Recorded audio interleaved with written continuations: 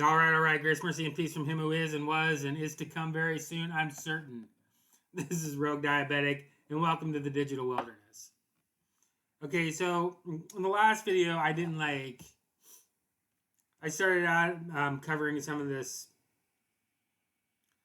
um, little speech Trump is giving in Grand Rapids, Michigan. So but I didn't realize it was just like specifically about the border. But I was listening to some of the people that were some of the regular people that were going to this. Apparently, I didn't realize he's going to have all these law enforcement people standing up here with him while he gives his speech about border security, and or that was going to be. I just thought it was going to be his normal rally speech, but nonetheless, I kept hearing over and over from these people, and I saw the little Biden's bloodbath thing, and I kept hearing over and over from the people in the they were going to watch this about the border of this, the border of that. So I went on my little rant about the border. Okay, and I've covered it before, and so I don't think but that's why I didn't end up covering what I actually wanted to cover. Now what we're gonna cover in this video is what I wanted to cover in the last video, and that's inflation. Okay, because another one of his claims is that he isn't responsible for the hyperinflation. Okay, that it's strictly a matter of Biden. Bidenflation. Ever since Biden, he falls off the stage and causes inflation. So, we're gonna cover the Bidenflation, which is actually Trumpflation. Okay, but just to summarize on the border, the during the Trump administration, the border didn't get any better or any more secure than it was during the Obama administration. And during the Obama administration, it got worse and worse and worse progressively as the years went on. Okay, but during the Trump inflation, it continued to get worse. It did not get any better the way he spins it out to be.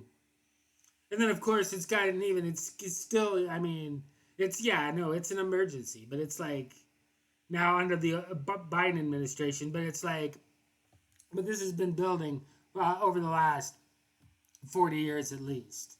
This border problem that we've had with Mexico, this open border, and this refusal to enforce immigration law.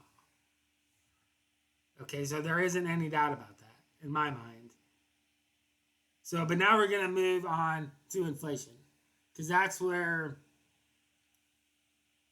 something that needs to be covered, because that's another one of his little, it's Trumpflation. It's not Bidenflation, it's Trumpflation.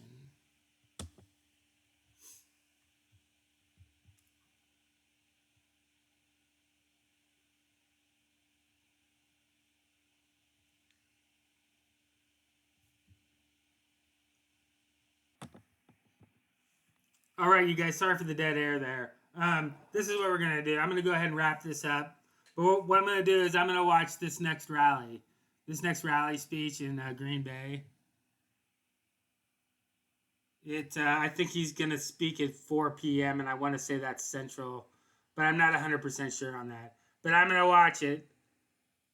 And then when he gets to the part where he talks about inflation, we're gonna listen to what he has to say, and we're gonna break down inflation.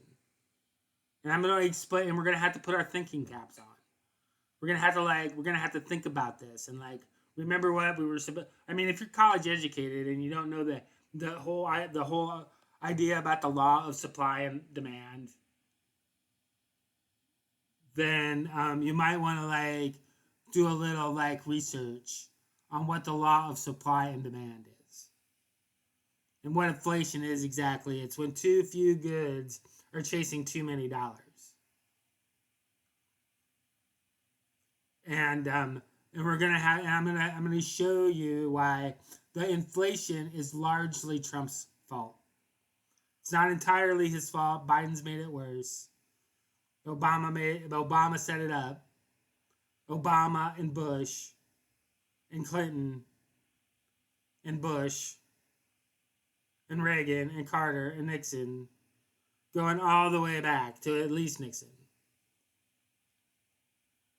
Okay, all those guys set it up,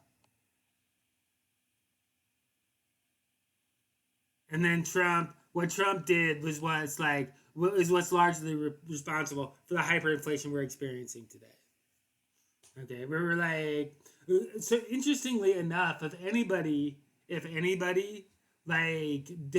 policies that were anti-inflationary, regardless of what inflation was at during his time in office, one of the most conservative presidents when it came to that was Clinton.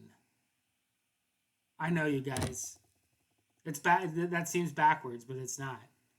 Okay, deficits. We were running surpluses in Clinton's last 3 years of office. Now, he did raise taxes, which pissed all of us off. But Clinton they were like actually paying down debt, and we were so there was some modicum of spending discipline, and it wasn't so much apparent in the domestic spending, but in the military spending in particular. There was far more budget discipline during the Clinton years than there was during the Reagan years or the Bush years. Definitely during the second Bush administration years, but also during the Obama years and during the Trump years too. Trump never even excluding the CARES Act. There was no fiscal discipline. There were tax cuts, but other than that. That doesn't mean anything if you can't. You have to control spending, and we absolutely, positively did not do that during the Trump administration. And we'll talk about that a little bit more in the next video. Like, share, subscribe, click the notification bell. Tell me what you think in the comments. But let me leave you with the gospel, because that's the resolution to this. That's the only way this resolves in a positive way for you. Okay? The only way is that if you confess with your mouth the Lord Jesus and believe in your heart that God has raised him from the dead, you will be saved. For with the heart one believes unto righteousness, and with the mouth confession is made unto salvation. Like, share, subscribe, click the notification bell. Tell me what you think in the comments. I'm out.